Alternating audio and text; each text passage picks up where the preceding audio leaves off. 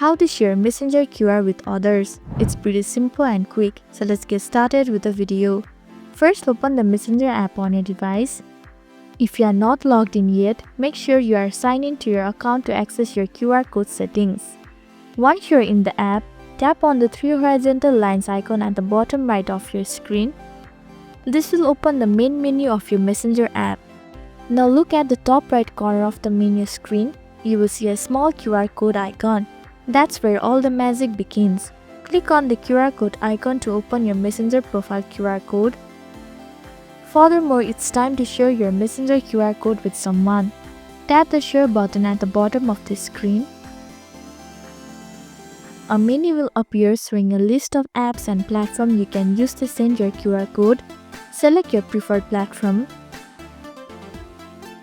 Then simply tap the send button and your Messenger QR code will be on its way to them in an instant.